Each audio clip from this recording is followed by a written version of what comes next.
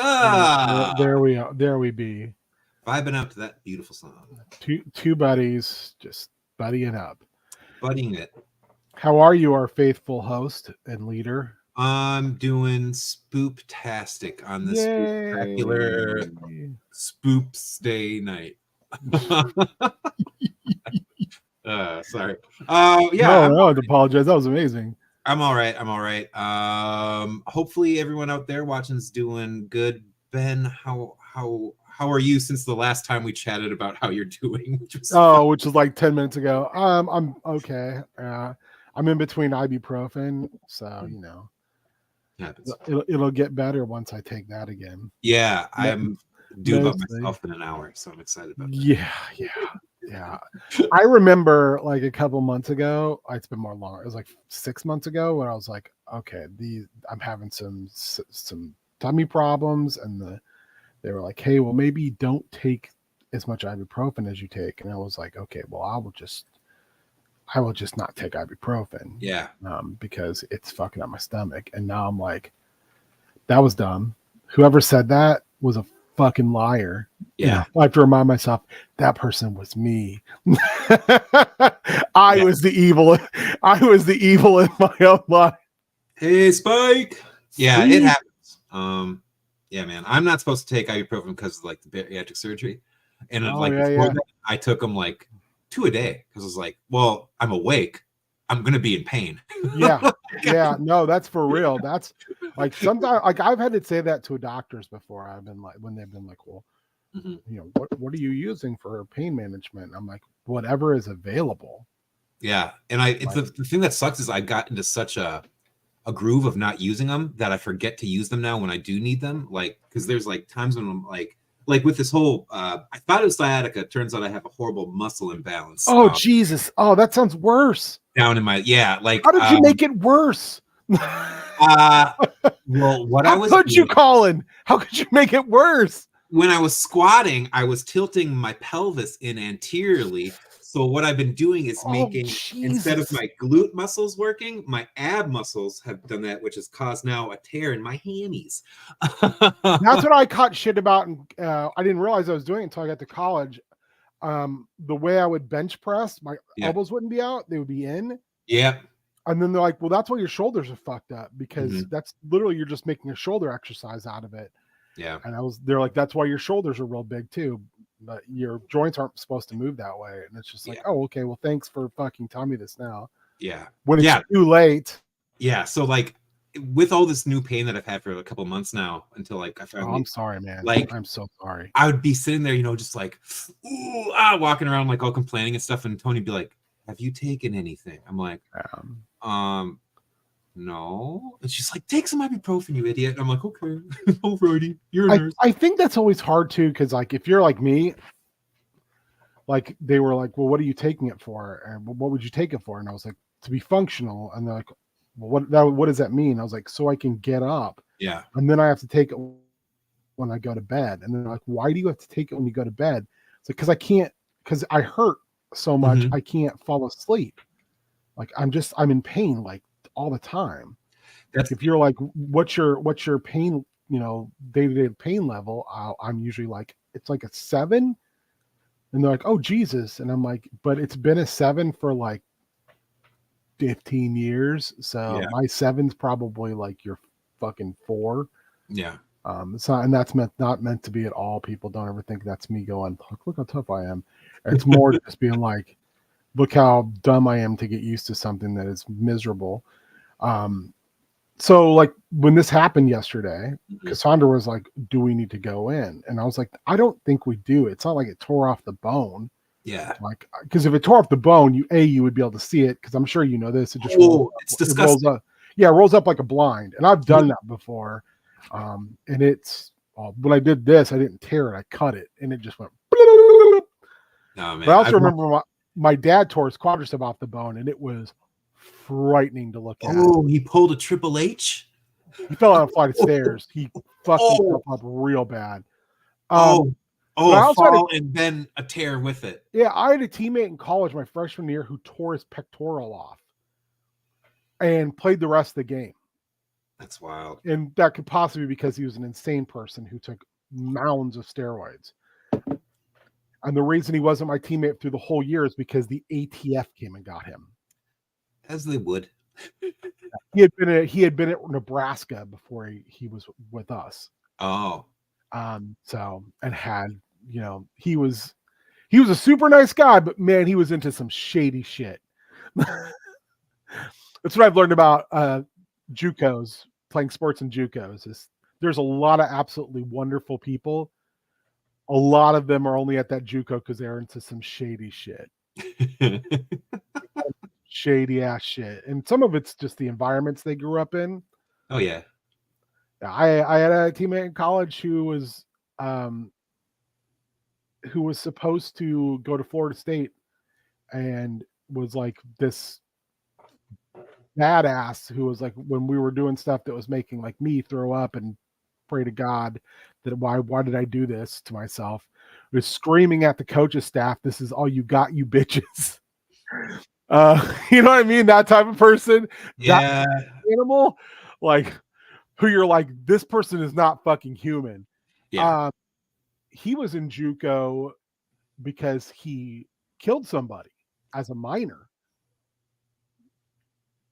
One of my best friends in junior college, and was one of my friends long after junior college, was Mr. Football in the state of Ohio as a senior, which that's a big fucking deal. Yeah.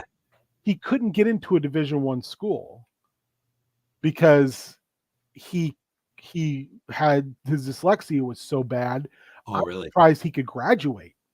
I was like, how the fuck did you graduate? Like your school system fucking failed you, man. But, you know, and then he ended up graduating from Michigan State afterwards. But he was part of it was like, he had to admit, like, hey, I can't do this without help. Like, yeah. And I don't think I was some great help to him, but I did help him write his thesis. Hey. But like shit like that, those people are just fucking, I mean, when people say like, oh, that guy's an athlete, I mean, there's people out in this world that are just straight up what they can do. And I'm not talking about like professional athletes. I'm just talking about people. The things they can tolerate, the things that they can just like plow through is terrifying. Mm-hmm. Like they're just like, I'm it's the same thing. I'm always amazed about like the pain threshold that women have and they give birth. Yeah. That's terrifying to me. Like I cannot physically imagine what that is. And have 2 kidney stones. Oh, I've had multiple kidney stones. That's I also had. They say it's comparable. They say it's comparable. I will probably never repeat this fact, but when I was 6, I had a kidney stone. What? And it fucked up my urethra. So were you Bobby Hill eating? It's okay. Those fine delicacy meats and stuff. It's okay, Dad. I don't know why I had it. I think it was probably a genetic issue more than anything. Oh, okay. Oh, man. But I woke up one morning getting ready to go to my soccer game, because as you do when you're that age. Yeah. And I soccer did that. I went to the bathroom and pissed blood everywhere. I'm just straight up blood. Mm-hmm. And I was like, it burns when I pee. And they're like, you need to go to the doctor. So we went and they're like, you have a kidney stone, but also it's fucked up your urethra. So we have to go in to fix that. And I was like, I don't understand what any of this means because I'm fucking 5. Yeah. It sucked. They had to go in and widen my urethra. And I was like, this is fun. I do not remember this at all. That's the one nice thing. It's like, yeah, I was reminded of it like a while back. I said something to my mom. I was like, I think I'm having another kidney stone. And she was like, you know, I don't know how you just continue to just be okay with that. And I'm like, well, I talked to a doctor about it, and they're like, there's not a lot we can do. And she's like, you do remember we had to widen your urethra. And I was like, I do not remember this. I wish she wouldn't have never told me. Yeah. No, they gave me the option to do that my last time. And I was just like, no, thank you. When they're talking about, oh, we're going to take this little mesh thing and just slide it. It's just, no, nothing's sliding. Nothing's going to be sliding. What you're telling me you're doing is you're resheathing my sewer line. Yeah. But with my penis. Oh. Yeah, and the fun thing about it is like they're like, well, when you've had one, you'll probably have a few more in life. It's just like, oh, great, can't wait, thank you. My dad had them all the time, and so did my grandpa. Mm-hmm. And I think my grandpa said that his dad had them too. So I mean, I think it's Yeah, more just like, for me, it's just a genetic thing. yeah. See, you came on for Spoopy, FKA Spoopy. Yeah, We're bringing that fucking spoop. It's body horror right now. Yeah, which hey, the reality is, it kind of plays into, though, at least one of the films we watched. There is an invading foreign body in one of our films. And fuck that. Oh God, yeah. I had I'd say it's my favorite of the two. It is? By far. By far. Wow. Okay. And not to say that I didn't like Savage Land, but the Bay. What do you want to talk about first? Maybe Savage Land, because I think I have the most to say about the Bay. So Savage Land, let's do that. Okay, let's talk Savage Land. You want to give the lowdown on what Savage Land is? So Savage Land is not exactly a found footage film, more found photography, which is super duper cool. Faux documentary. Docu-Horror, I think is what people refer to it as. So we're presented as it's this kind of docu-film about this small town with maybe 50 people at most, possibly, getting just taken out overnight, and there's only one survivor, and he is the main suspect in all this. And over the course of the film, we get the full story, or what we want to think is the full story, pieced together bit by bit. And it's a really cool, spoiler alert, I'm going to shake my hands. It's a zombie movie. Okay. Spoilers done. All right. But yeah, it's great. It's a good movie. Wonderful concept. Concept's outstanding. Like, it's fantastic concept. I think that's the strongest thing it has going for it. It's such, if maybe they were able to bring, and not that the actors are terrible by any means. I'd say I thought the acting was very good in this one. There's some people that do take me out of it. The main kind of villain, for lack of a better word, like the kind of sheriffy guy. Yeah. But for me, the reason that works is because, I mean, and I'm sure growing up where you grew up, that guy played like that part perfectly. Oh no, he was that guy, but like there's a few moments where the actor himself slipped. I'd feel like, but he was doing that boisterous, like, oh yeah, this is all a charade. I'm putting this on as a big front. Hey, kind of a, hey, I'm call me Little Billy. Big Billy's my daddy. That kind of a thing. I guess for me, I just felt like that was so the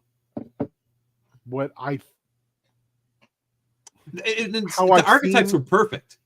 They were really well drawn out. It's just, I feel like the actors themselves, some of them just didn't give it as much as I wished. Like there was just maybe a little too much of it's like what Kevin Spacey does. It's like, I'm acting. Can you tell I'm acting? I'm in acting mode. Feel me emoting. and granted, not as pretentious as Kevin Spacey, where it's like, fuck, this creepy. But I mean, and it doesn't hurt the movie. Like, still, I hope to God it doesn't sound like I'm shitting on this, because no, not at all. And I think it's awesome that we me. I love when we we both love things, but also recognize, like, well, I like this, and I liked this thing in a different way than you did. Yeah. So, but then, like, there are the reporter, and then I think he's like the one guy who's like the ex-deputy or something. They were both very good. I liked them quite a bit. And also the guy who plays our protagonist. He's very silent, basically. Oh, the guy who's the accused. He does Haunted very well. Yeah, that guy for me is probably what sold that movie the most. Mm-hmm. And I don't think he has more than like maybe 50 lines. No, like he looks so fucking broken over what he's seen and what he's had to do to survive that night. It is one of the harder things to I guess, watching that movie. I mean, beyond, there's the, look at these pictures he took of these kids, and you're like, that's rough. That's really rough. But also at the same time, I kept thinking in my head, like, this guy like had no family. No, just friends. Just friends, and he was friends and a possible blooming love interest. Yeah,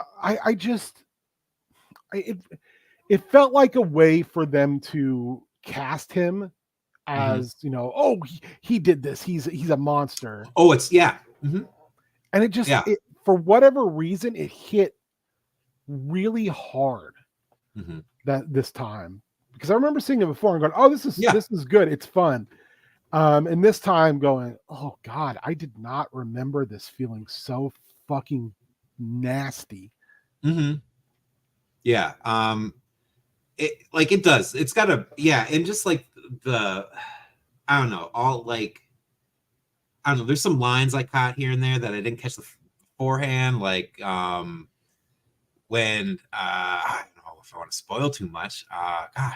This is hard. Well, I think when we talk about this, it's important to know, like, hey, we're gonna spoil some shit. We're gonna spoil some shit. Okay, so all right, here I'm gonna spoilers. Sorry, everybody. Here it comes. Our protagonist is a doomed man. He's gonna get executed for these crimes he did not commit, and we later find out his body is missing from its grave. And there's a really shitty line from that one, like Air America shock jock kind of whatever dweeby dude. He's like, he's fucking Alex Jones. He's back before Alex Jones became Alex Jones, when he was just in Texas being a shitbag before. And he's like, God, what is he? He's like, oh, some patriots went out there and got his body, and good riddance is what I say. And then like later, no, he just zombified and is part of this horde that's slowly weaving that's kind of creepy too. The idea that, like, okay, so yes, there is zombies. There's this big zombie, like, it's zombies in a neat way, because it's zombies where there's no explanation. Yeah. And it's very Romero that way. Yeah. Where it's just like, this just fucking happened. And the zombies look almost like the demons from Demons. Yeah. They're pretty, they got some fangs on them. They got gnarly faces. They look great. You never see them in full action either. It's only still photos, and it's wonderful. Wonderful. It's so disorienting. Because I think we're so used to like set pieces and shit like that. Like, oh, here's big action coming. Yeah.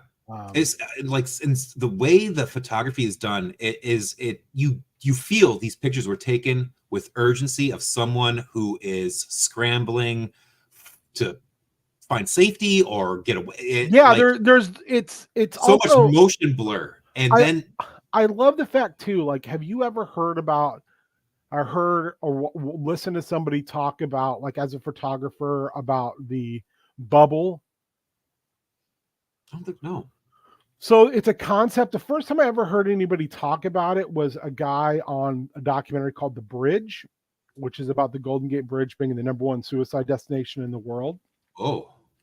And he saved someone from jumping, but he almost didn't, because he was so caught up in taking pictures of her, he did not realize what she was doing until it was almost too late. Oh, because she was just this beautiful subject he was getting pictures of. And he talked about, and I went and looked it up, he talked about how, like, nature photographers usually will go in pairs, because one to spot, but also one to let the other person know, like, hey, we need to leave. Yeah. Because sometimes they will get so caught up. Yeah. And they were talking to a guy who, like, photographed, like, lions. It was lions. And how he was like, oh yeah, I almost got killed a couple different times because I got so caught up in what I was watching that I forgot that this is an animal and I am food. So I like that concept.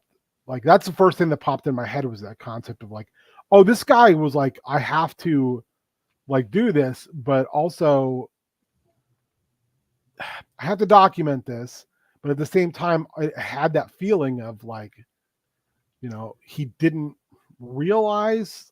I don't know. It's hard to explain. I felt like they explained it in the movie way better than I'm trying. Yeah, like well, there's that another of the talking heads that I really liked was that kind of older gentleman with like the white hair who was like, if you're gonna, I think he knew his number was up and he was gonna do something. So if you want to do something, you're gonna die, make it worth it. And like, no, that was the photographer guy. He also he's great. That. He was great. I love that character. He was a fantastic actor because he was like the expert who was like, oh, these pictures are not fake. These are real. No. Yeah, I've been a war correspondent. I've done all this. These pictures are real. Yeah, like this guy saw some shit. Yeah, and that's So like to rewind a bit. So we go like our guy. I can't remember his name. But he's been arrested. He's awaiting his execution and stuff like that. Everyone's certain like he's somehow. One lone man went and like just serial killed this entire town. And some people are like bullshit, but most people, because there's and it's maybe a little heavy-handed, but there is the underlying tone. It's just an illegal immigrant. Let's come on. I don't think it was heavy-handed because I mean, for me, I just kept thinking about like I was just like, just turn on the TV. And no, it's out there like that. It's totally out there. And that's what made it hit so hard for me was like, this shit feels like easily, just the grossness of just the world we live in. I mean, not to get too political, besides just saying. But I think I'll say heavy-handed more so because of like both these films have very big messages.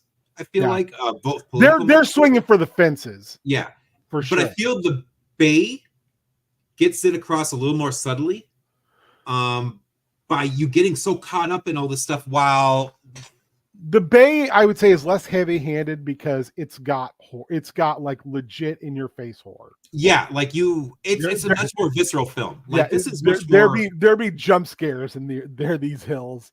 Yeah. And I mean, and that is a true found footage film, and you're along for the ride. While this, you're abstract from everything. Yeah, this is like I would say Savage Land is like watching a very enthralling Dateline. Yeah, no, you feel like you are legit. Like I'm watching some like this is a true crime thing I put on, and it's handled like they must have kudos to the people who put this together because I was just kept thinking they had to have just studied their ass off watching all these different documentaries and things like that because they nail the feel of it. They did. And it's got like all the beats are down. Yeah. It feels like something like PBS would do. Yeah. And I would say it feels even more like a documentary than The Bay does, even though I prefer The Bay maybe a little more as a film, but like this nails the documentary style. Like I think it nails it more than The Bay, but I think The Bay nails the found footage better.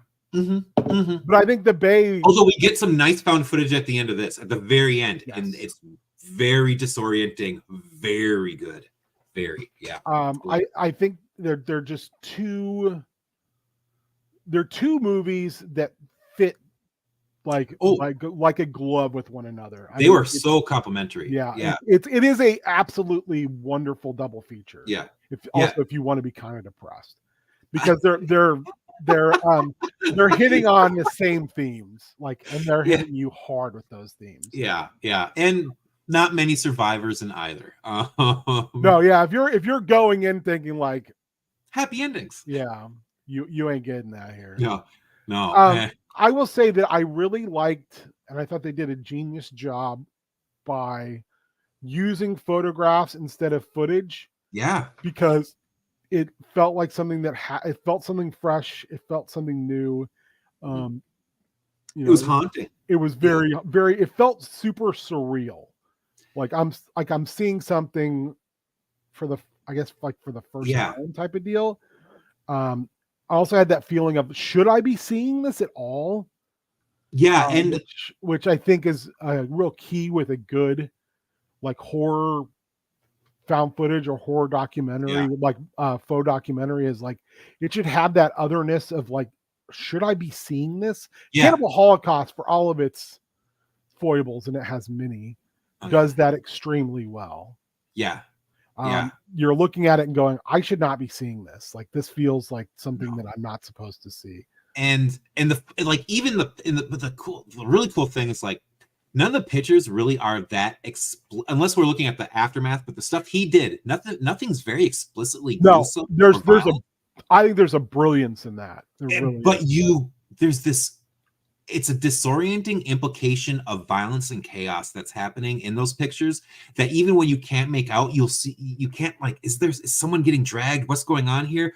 But the rush of motion in the blurred images, just, you get the sense that what this camera was catching was pure chaos.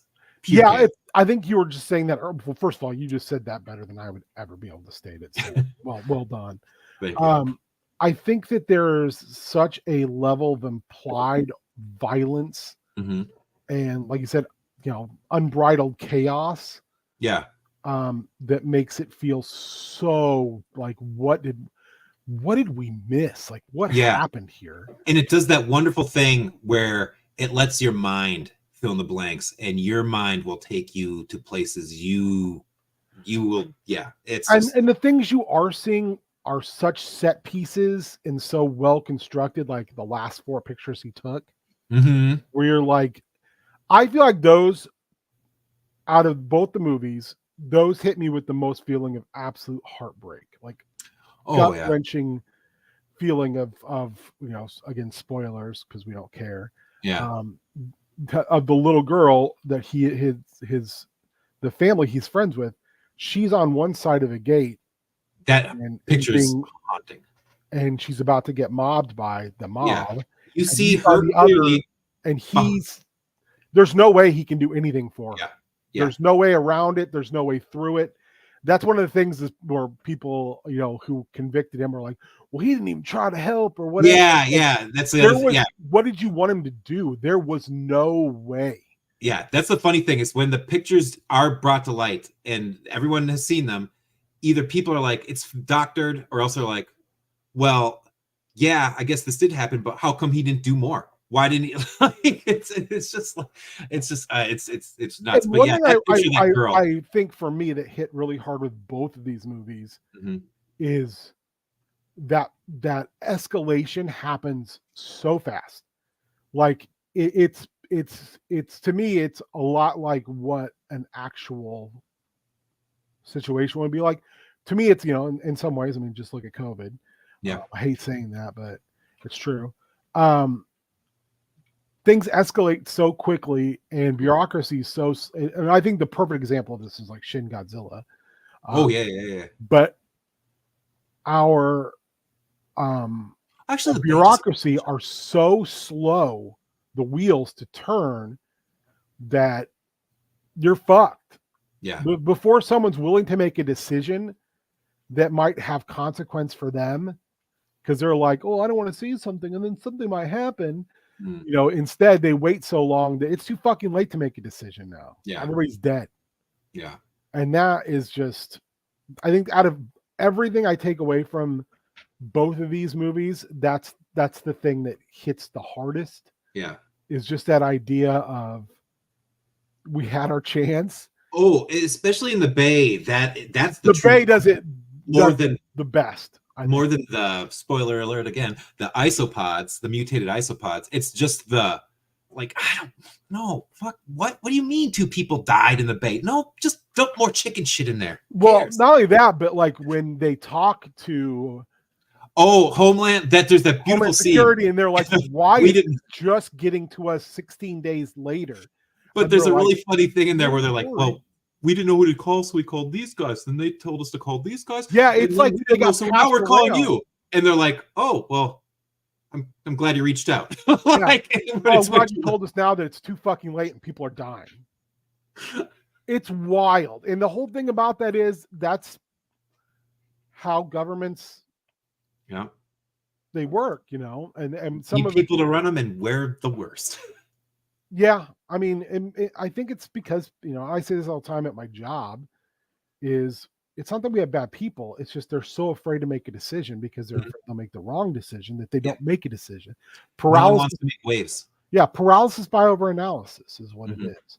And, by the time they're like, okay, I got to do something about this, it's like, dude, it's way too late. You missed your fucking window. Yeah.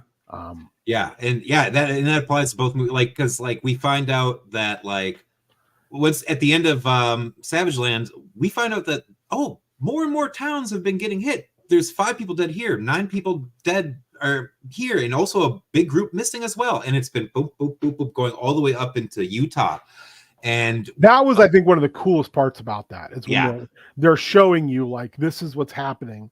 Yeah. And the one I can't remember which guy it is who says, you know, if this is what's happening, if this was really what we're seeing, then like we need to warn people and we need to get people out of the way. Yeah. Because this is not something we're prepared for. Or that anyone's prepared for that. Yeah. And I thought that was really haunting to hear. That idea of like, this isn't something we can, you know. They might have had a chance to do something about it if they had actually like listened to our hero, but he ends up becoming a martyr. And then fucking sadly, the last thing we get to see is a camp being attacked by some zombies through like really disjointed camcorder footage, and lead bad boy zombie is our hero. It's a gut punch. It's a gut punch. The last thing you see is him probably tearing apart a family inside their tent. But what a very, very superbly done film. Fantastic concept. Yeah, I would love to see else take that baton and run with it. I can't think of anything else that is like done that, like to that style. Like, I feel like everyone tries to go the more traditional route, which like the Bay does, you know, more of that like this is, you know, but like just that like such a. But the Bay does it really well too. The Bay has got it down to like. Yeah, I'd say it might be my favorite found footage film. It might be. I think so. I would have a hard time arguing with anyone. Oh wait, no, Creep. Excuse me, sorry. Creep is the best. Creep's so good. I'd have a hard time. I'm sorry, but you're exactly right on that. It's just the best. It's so good. Yeah, I can talk about Creep. I can talk about Creep for forever. It's just, it's so good. Mark Duplass is absolutely amazing. He's so good in that movie. Vacillating between someone you want to hang out with, who's like is playing a big old joke, to someone you are like, I need to get away from this person as fast as humanly possible. Who's worse, him or Leslie Vernon? Man, that's a good question. I think. Oh man, because they're so similar. They're very similar, but the difference is one of them is like, I'm doing this to be the guy. I live in a world where these guys are real, you know. So I want to. That's my. I feel like this is my birthright, and I'm going to do this. Yeah, like Freddy is his Michael Jordan. Yeah, Duplass is scarier and Creep because it's like, I've been doing this for a long time, and I'm just going to keep on doing it. Mm-hmm. Like that's why Creep 2 was also so good, because while it walked along similar steps, it did it differently. And it wasn't about him doing shit differently. It was about the fact that you, as the viewer, you knew now what you were getting into. Mm-hmm. And yet the protagonist still had no idea. Yeah. And then that ending is fucking great. Both those movies have such wonderful endings. He nailed it. Not to keep talking. I really wish that someone would have greenlit a second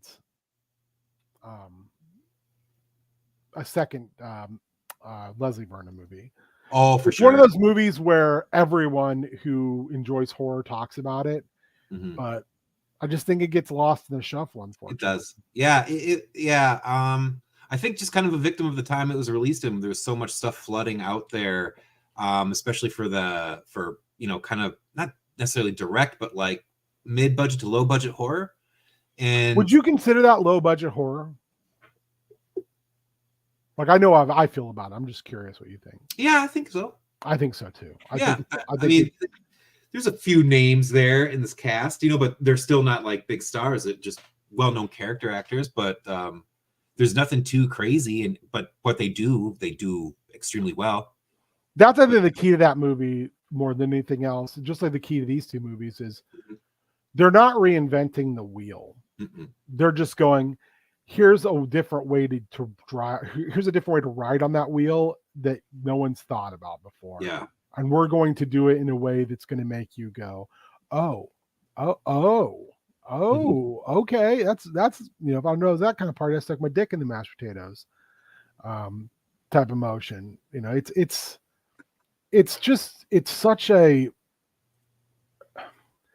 so cool to see flicks like these two, and the Creep and the behind the Mask. Is it behind or beyond the mask? I can never remember. I think Behind the Mask. Behind the Mask, where is Leslie Vernon? That are like they're taking chances. They're like, we're playing in the same tool. We're playing in the same sandbox, but we're just playing with completely different toys. Yeah.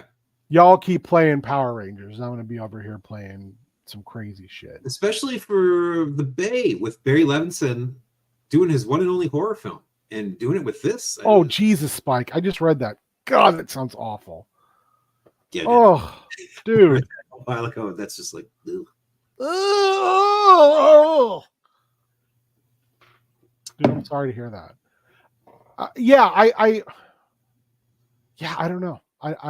I think if I had to choose, it would be Duplass from Creep, because there's such an insidiousness about it where it's especially how's he lure the first guy in? Doesn't he say he's got cancer? He's got cancer, and I want to do a videos for my kid. My last days, It's just like he knows how to hit this guy in all the right places, which makes him terrifying, because he knows what he's doing, and he's planned it all out so thoroughly, and he plays the weird moments off so well. I feel like where it's okay, I can see how that was a misunderstanding, and then it gets more sinister and more.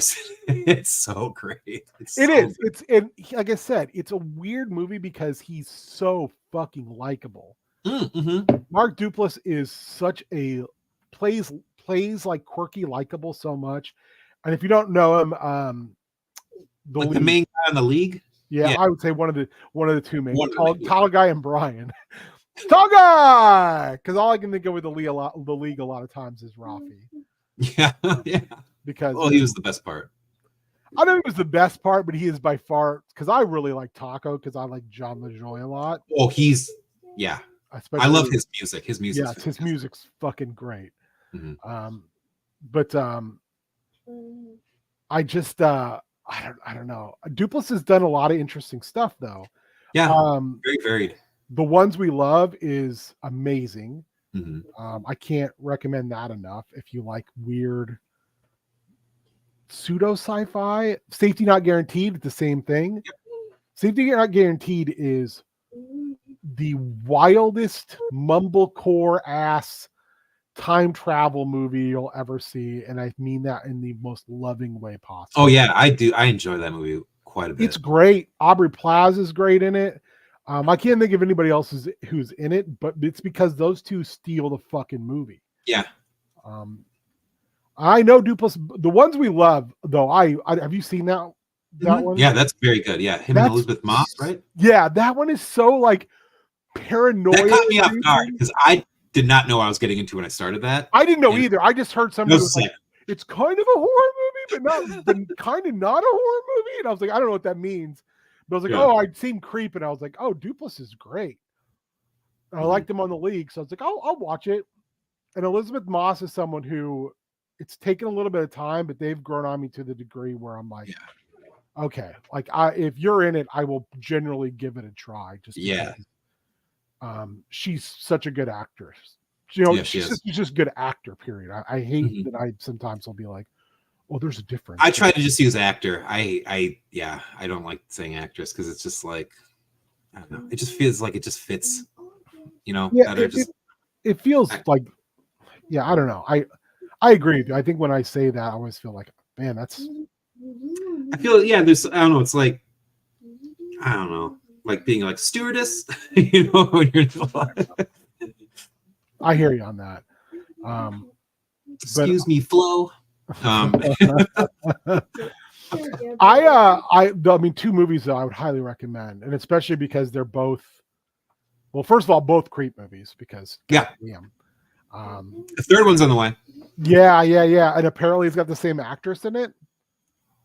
Oh, So okay. I'm very pumped about that because I'm yeah. like, are we going to see? Is it just going to be a carried on from what we saw at the end of the last movie? Are we going to get to see like what happens when? Because that's the other thing. We don't even know his real name. Mm-hmm. Mm-hmm. We know nothing about this guy. Yeah, he's in my mind, he's the creep. That's what I call him. Or just Mark. And the fluffy thing is wild. That fucking mask. That mask is wild. And just also with his like little lanky frame, and then that crazy just when he puts it on, and yeah, oh god. And how into it he is the other thing that is just terrifying because he's like so like Mm-hmm. But then when he takes off, he's like, what? You know, I'm just joking, man. It's just a joke. I love it. I love it so much. It's so off-putting. I think we need to talk about Creep 1 and Creep 2 next. We can do that. I love that movie. Cassandra loved those movies. Ooh, or do a Creep watch along if it's on Tubi.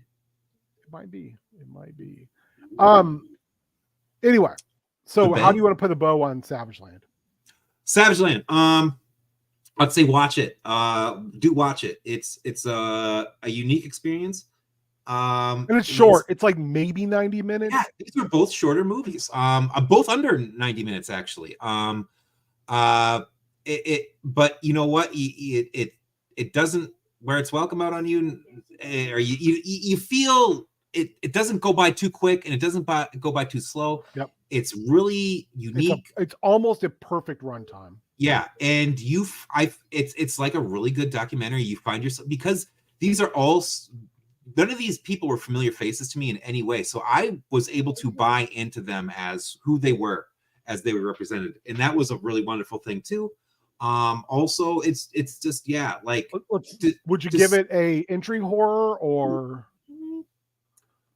I would consider this a really good entry horror, like exceptionally good entry horror, to show people who are maybe don't think they're into horror, something where they could go, oh, this is horror, and you can go, this is also horror. Yeah, I guess sometimes I get stuck with entry horror of like, oh, what would I show like someone to like a younger audience? But this really has to be that. So I think this would be really good entry horror. It's not too assaulting to any of the senses with what we might think of as normal horror tropes. It tells a really spooky story. It tells it really uniquely, really well. And I mean, like, even though, like I said, like some of the actors here and there didn't thrill me as much as I wish they would have, I would not say any of them are bad. And also that like there's some moments that like you're just kind of like, wow, like just when you sit back objectively to look at how they put this whole thing together, it's really cool. I'd say really it's excellent. It's an excellent entry point, especially if you want to get someone into like massage them into getting into like found footage horror movies. Or even just into zombie movies. Oh yeah. Oh, this would be a great entry, like unusual, like for someone who's like, well, I like like Walking Dead, but I don't know. This is something I would show them before I would even show them like a Romero flick. For sure. I'd say this would be an excellent lead into this would be a wonderful lead into Night of the Living Dead. You're seeing this kind of documentary style thing happening, and then boom, maybe this is the after. I feel like this is, I think, what Romero wished Diary of the Dead. Oh God. I think he really had something where he was, because this movie came after that. I think Romero had a great idea. Didn't quite understand how to pull it off. Mm-hmm. And because, I mean, I just think some of it's just, technology wise. I'll say for Diary of the Dead, that's one where the actors actually did hurt that movie. Oh yeah. I don't disagree with that at all. Yeah. Except for there's a scene, what is it, that one? Yeah, where there's the Amish guy who's throwing dynamite. That's the thing, is it's still got his sense of humor in it, which is so fucking good. No, and there's like legit wonderful moments in that movie, but then like there's everything to get to those is a slog. It's a slog. But also it's cool to see like him like revisit like, oh, this is the night of the outbreak. This is what it would have been like. But I don't know. Yeah, it just didn't come together how I had hoped. No, it really didn't. And some of it, they've said notoriously is like interference by other parties, but I think that was unfortunately Romero's entire career. That is other people sticking their nose and shit.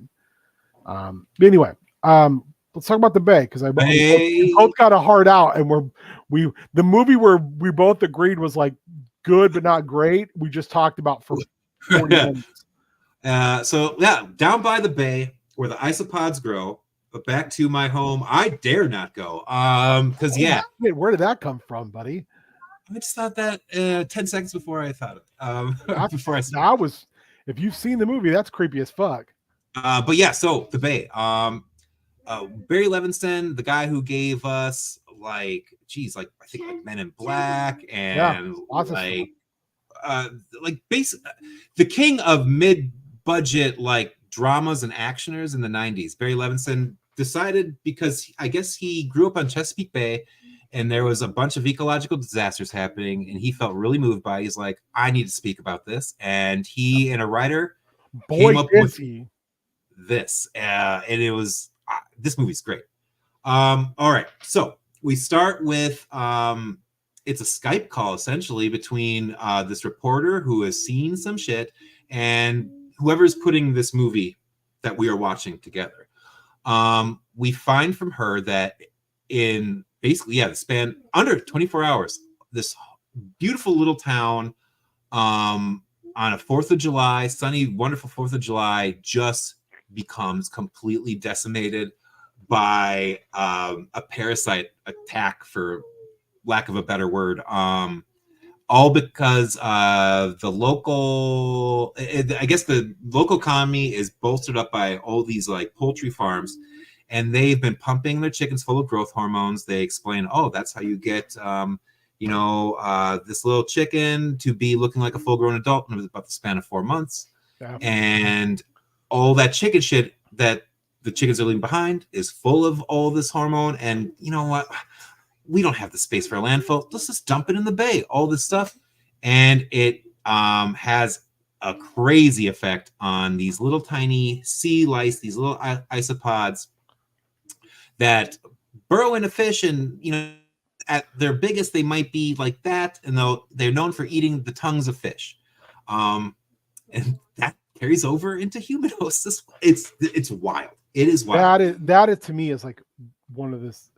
I was vaguely aware that these animals existed. Mm-hmm.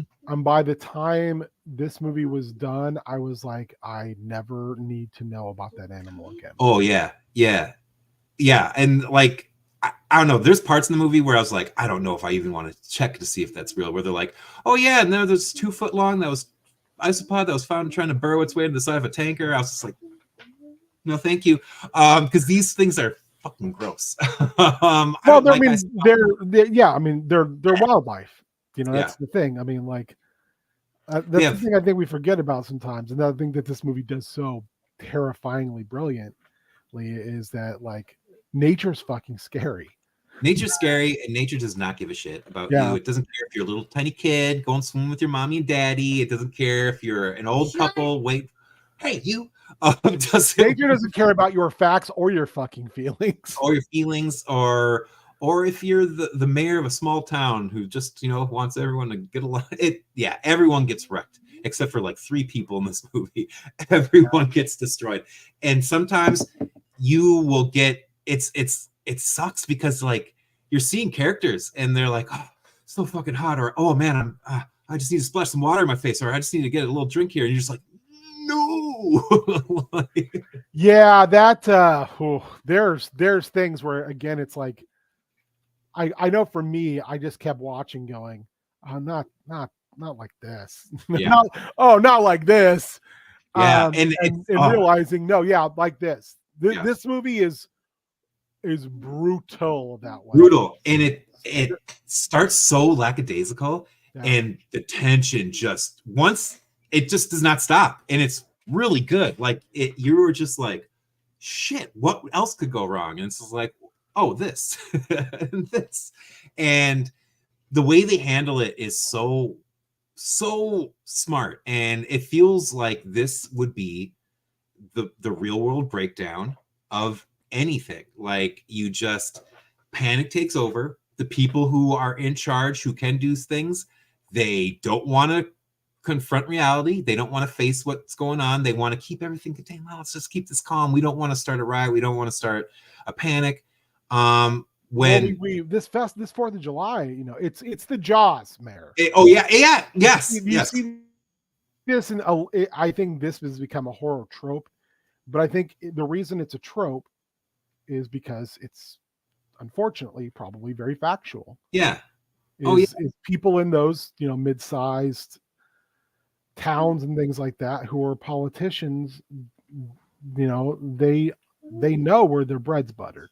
Yeah. And so they've got to make sure that you know, we can't cancel the festival. Yeah. What do you mean everyone's got these weird lesions and rashes showing up on them? Whatever. It's kind of connected to the 2 dead divers we found a month ago. Whatever. Well, we already handed that off to the state government. That's not our problem anymore. And they said that it was a bull shark that got him, even though all these other people were like, nah, bull sharks don't do that. Yeah. But whatever. So basically this whole town is infected with these, because it's gotten to the drinking water, and these people have been going about, you know, doing this stuff for about a month, and today is the day. Whatever the gestation period is for little fucks, is the day that the babies are hatching, and they hatch with a vengeance, and it's wild. It like the first thing you see is like it's this kind of like garbled 911 thing of this, like, oh yeah, I don't know what's going on with my neighbor, and you see this woman covered in blood. Blood like, all screaming over. like, I hurt my husband, I don't know what's wrong, I need help. Because that felt so much like the beginning of the zombie movie. In the best way possible. And the first time I saw this, I thought that's where that was leading to. I was like, I could see that. Like, going to be some kind of thing, like a crazy sort of thing where people's minds are getting messed up and they start to, but no, it doesn't go that way, but it's still just, no one, you're fucked. No one can save you. No, if you have these bumps, you are done. I think the most frightening part about that was when the CDC tells that doctor, that term guy, you need to leave. Yeah, and he's like, I can't just leave these people here. Like, I know these people. I'm their doctor. Yeah. And then he realizes, like, I'm infected. I'm fucked. I'm going to keep on recording for as long as I can, so hopefully whoever gets this can use this. There's the young girl who's like FaceTiming with her friend, and she's like, I've got all these things that it's just like, she keeps telling her, like, don't come here. Yeah. And then eventually we see her dead body in the hospital as we're just, the camera's just passes it and you just see her there. And then so we've our kind of 3 protagonists we follow. We've got the reporter who's new in town to cover the 4th of July events. We've got the doctor who's at the center of it all. And then we've got a young family unaware of anything that's going on, who are sailing their boat over to see their in-laws who live in town. And it's a wild ride for all of them. It's really cool. Cool in the sense of it's a fantastic horror film. The doctor is doomed. It really sucks because he's a good guy. He seems to be really trying to figure it out. The reporter, it's awesome watching the naivete of her as everything's happening, and then the remorse, guilt, and shame of her. Even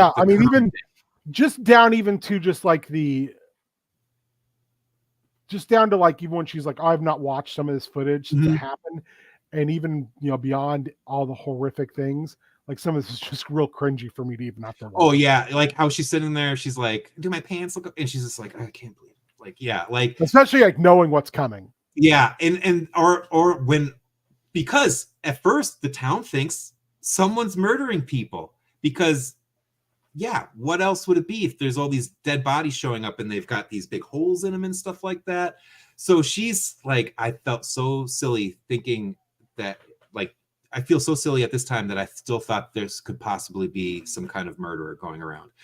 Well, also, yeah, the mayor goes on the local radio station and it's like, oh no, nothing, going on and all this shit, and yeah, it's it's heartbreaking in the fact that like it's got more of an ecological disaster feel to it. Whereas Savage Land has that kind of, this is the world we live in now, where if you're an immigrant, you are automatically a hated class of human because because America,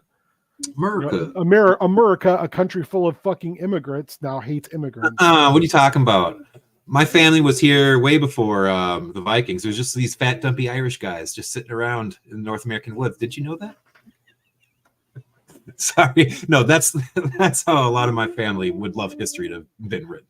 Because of my very small amount of American Indian blood, I would back in the day. I don't do it anymore, but I would tease my wife by saying, like, don't give me a blanket. I know how you white people are. I don't do it anymore, but I used to do it all the time because I also, though, we used to go to powwows. We used to be involved in that, part of our community and a part of our heritage. But, it's just, yeah. Savage Land, I think, hits me really hard from that perspective. For sure.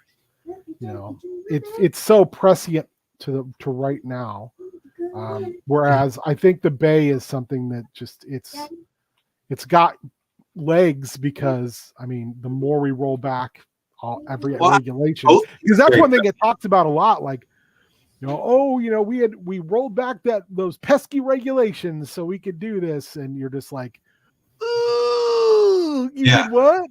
Well, I think actually, both of these are very prescient. We've got all the they both are. They're very political. And then we've basically been committing ecocide for the past century, and we're really starting to see the fun effects of it. I wish it was something as tangible as like, we have to face off our mutant isopods, but no, we're just burning the earth alive.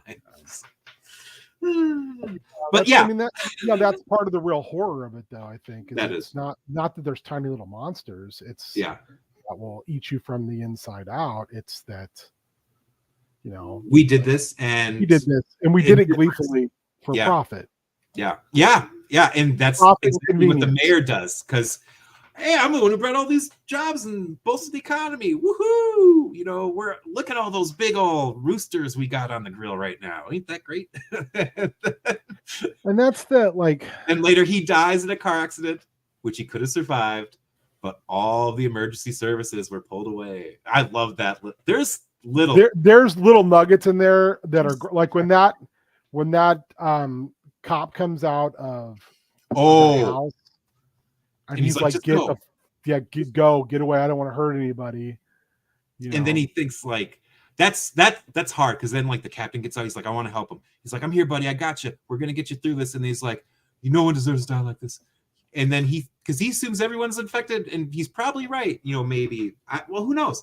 And he shoots his captain. In his mind, it's a mercy act. And then, oh God, that was just like, I was watching that like, that is a hard one to be like, to watch, because it does, like you said, he is convinced everyone's fucked. So he's like, don't come near me in case you aren't, but you come near me, it's like, oh, then you must know we're all dead. Yeah. And those cops have been seeing this all day long. So they finally know what's totally up and stuff. And oh God, yeah, it's great. And I forgot our other kind of pro tags that we followed, minor ones, are the two the married couple, oceanographers. No, the oceanographers figure everything out, but we find out they've been dead for quite a while. Those were the two bodies. Yep. And then there's the married couple. I loved that little twist where it was like they kept talking about the two bodies and the two bodies and the two bodies. And then, you get to a point where you figure out, it's the two oceanographers we've been watching the whole movie. Yeah. And yeah, it's They've been and dead the also whole time. and so yeah, and then the way these isopods like kill you is really like they just explode out of your body. So most people, it's their abdomen just Stands and explodes. There's one part where you see a guy lift his shirt up and his chest is or his core is all bloated, and you could see things like moving against the skin. One isopod explodes out of a dude's neck. That's really nasty. While his wife and his friend, who's on a Skype call with them, can only watch in horror.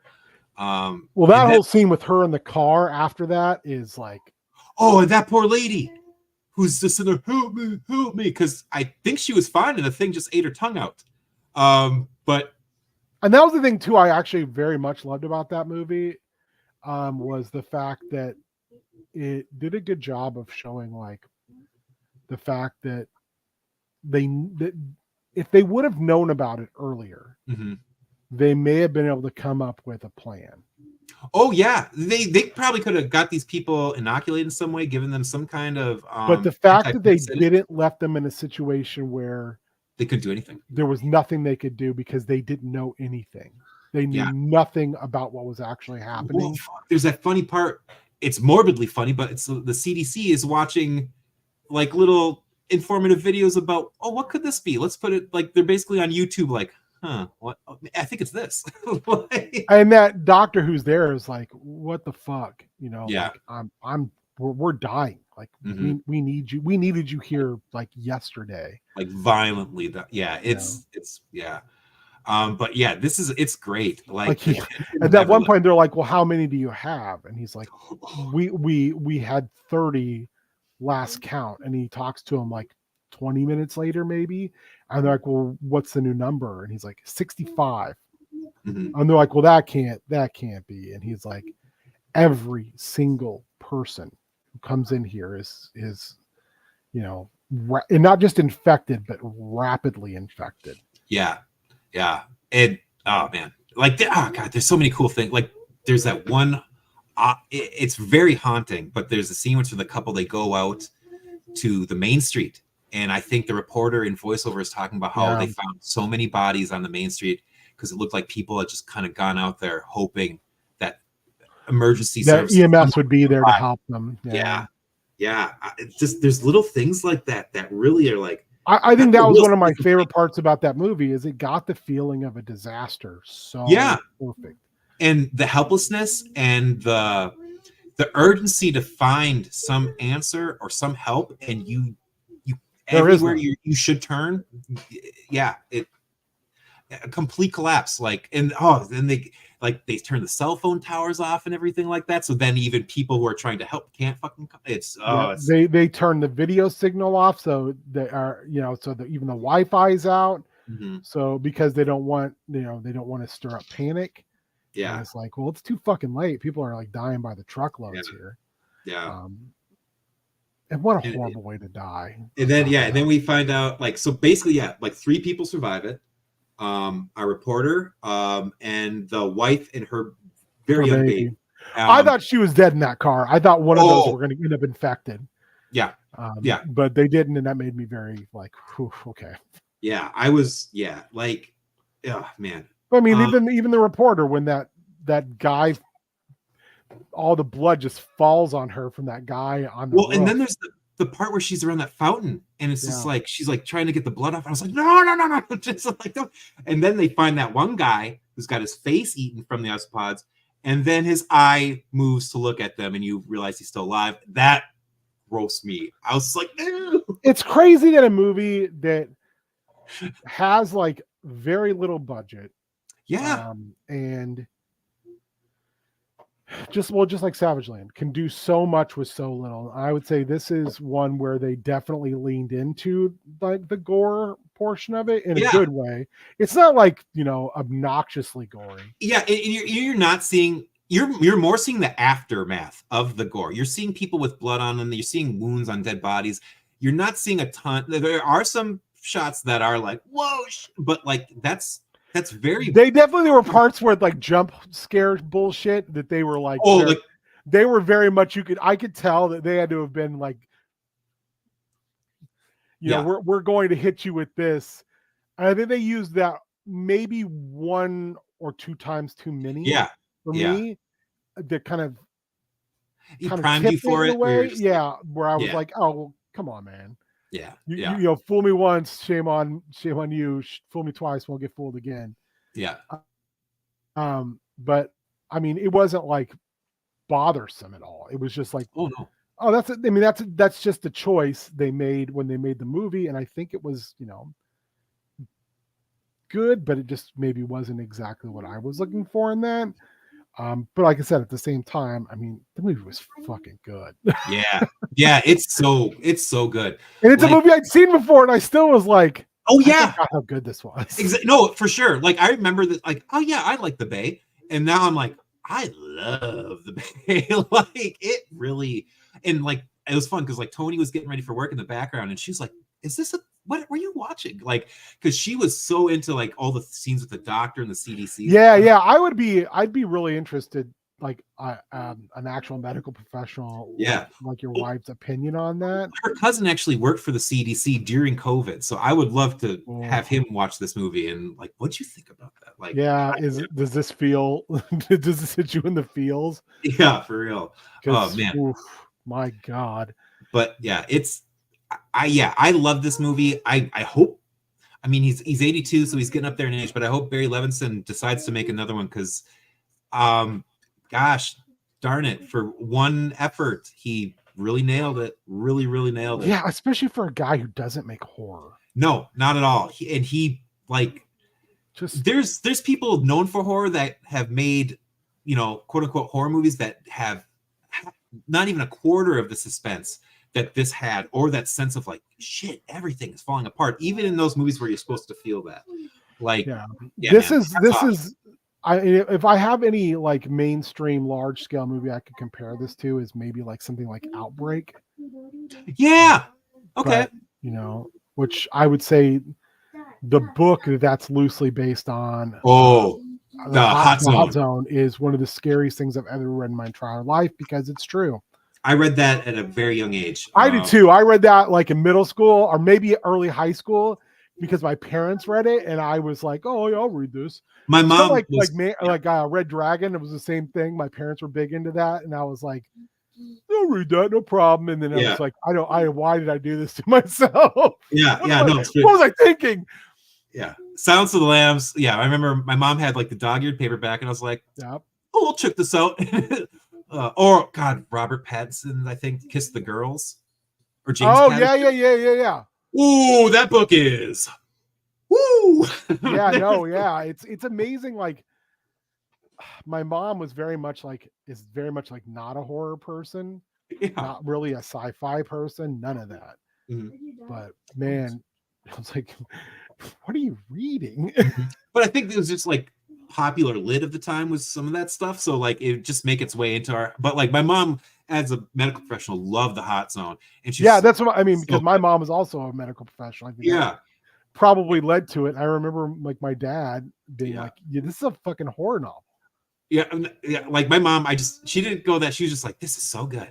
Oh my gosh, they get the science and the medicine down real good." And then like I'm reading it and just like, oh God, they're bleeding from everywhere. Yeah. Well, that was the thing too, is like, I tried to explain it one time. I was like, if you like that, I think you'd at least like the first half of The Stand. Oh, yes. I read The Stand very young as well. And that's my favorite all-time book. And it's probably some of it is because I read it really young. Yeah. And just the whole vibe of the book, you know, it's scary enough when I'm trying to think how to put this. I think the big thing with The Stand for me is like, once you hit that point of just like, you're alone. Mm-hmm. Yeah. That's it. Like especially the tunnel. Yeah. Oh God. Yeah. When they're going through the, yeah. I think it's like the New Jersey Turnpike or something. Yeah. Which to me is a lot like the battle in World War Z when they go through the I think it's like I can't remember what the battle's called now. Battle of Yonkers. Yonkers, yeah. God, that is one of the scariest fucking things, you know, because they're both scary for completely different reasons, but they're both fucking terrifying. You know, it's no, it like, or even just to speak to like just the insidiousness of like something as small as like, you know, disease, but like in the beginning of The Stand, like when we're following that one guy who's escaped with his family, and all of a sudden they're fine, and the last thing I think King writes is like he has a little bit of a cough, and then when they get to the gas station where our main protagonist is, Stu Redmond, baby. Ooh, they are not good. Well, they come crashing in, and Stu has to turn off the emergency pumps switch before everyone dies. And this guy, when he gets out of the car, is a couple shits away from becoming a liquid pile. Yeah, a liquid man. Yeah, he's a wet boy. Yeah, it's god, that was like just. I will never ever be able to hear Stu Redmond though and not think of Gary Sinise. Oh yeah, I was gonna say Gary Sinise at first. Was like, I just like he's great in that role though. He's perfect in that role. He is. He is. And I didn't watch the remake thing they did recently.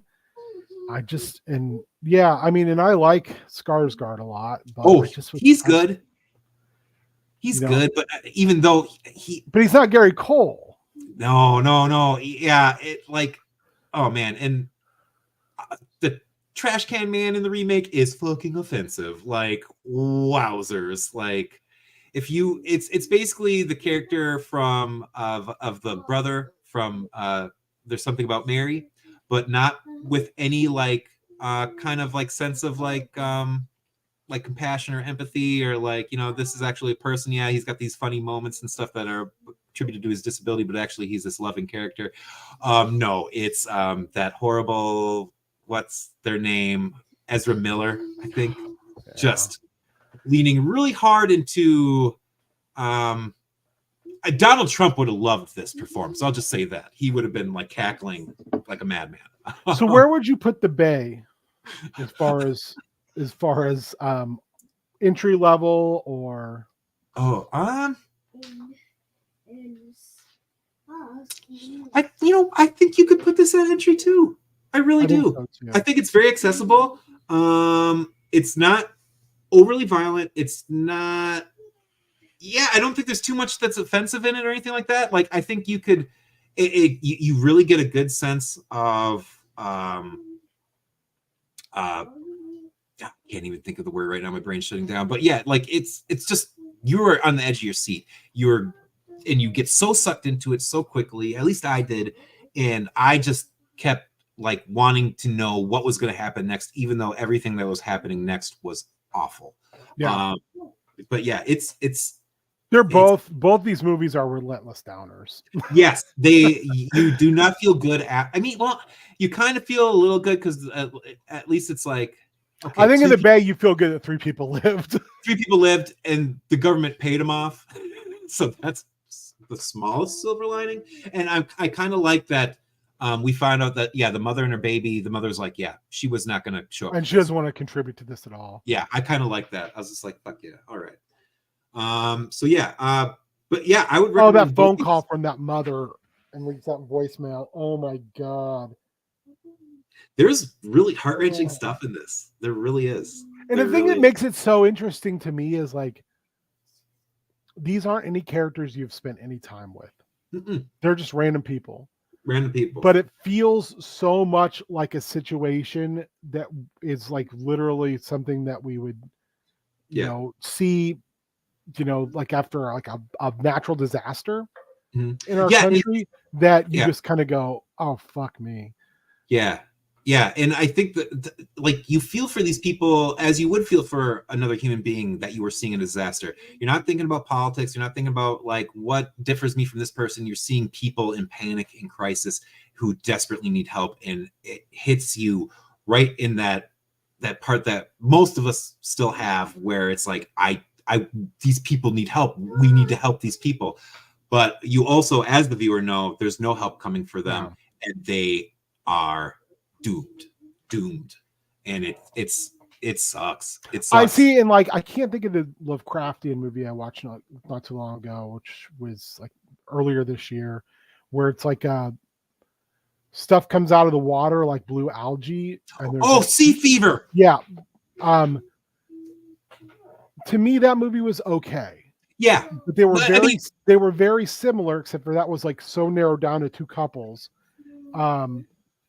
That's a smaller scale movie. Yeah. Yeah. I think that the difference though is I was like, the characters in that movie were just people. They were okay people.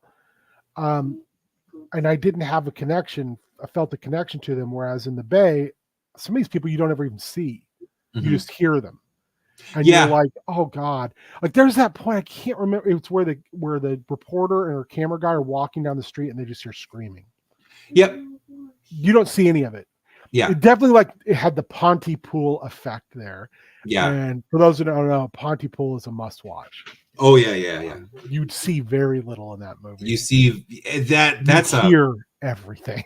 That's a wonderfully made film. It's a fucking stage play more than it is anything. Yeah, else. Oh yeah, totally. It's like great. If you took talk radio and filled it with zombies that you never see. Yeah.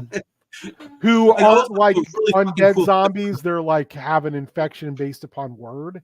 That's genius. It's how they make it work. They make it work. And then at the end, Stephen McHatty's whole thing. Instead of kill, kiss. It's so impassioned, and you're just like, yeah, man, get that out there on the airwaves. Because of that movie, I will seek out and watch anything he's in. Oh yeah, for sure. He's so fucking. He's legitimately great in that movie. When Daddy's Home, I love Elijah Wood, but when I saw Stephen McHattie, yeah. Okay. And I enjoyed Daddy's Home as well. Daddy's Home was a ride. That's so good. It's oh god, the shit dipped like was it? It's a pen, I think, isn't it? It's what a evil weapon for something like you're like, wait, what? And then whenever it comes up again, you're like, oh no. Well, and the thing is like that's the way I want to say, was it Ricky Dozen died? In Japan, Ricky Dozen was Korean, and he was stabbed with urine-soaked knife because the Yakuza came into his bar and started shit, and he didn't just toss him out; he beat the fuck out of him. And also, they had lost their contract to all the vending machines. Was that what it was? A guy came back and stabbed him with a urine-soaked knife, and he got sepsis and died. Then that guy got mysteriously disappeared by the Yakuza because the Yakuza fucking loved Ricky Dozen. Ricky Dozen's a Japanese hero, which is funny because they're like, Ricky Dozen's a Japanese hero, not Japanese. Yeah, from North Korea. Before it was North and South Korea. Yeah. I was actually just watching a documentary on him today. That's he's wild. A super interesting dude. You know, so I gotta say, really great choice on these two flicks, Colin. I believe they were yours, man. So thanks for whoever did. Thank you guys, because it was super fun to go back and rewatch these two movies. Yeah. Especially, it was a joy rediscovering how awesome the Bay was. That was fantastic.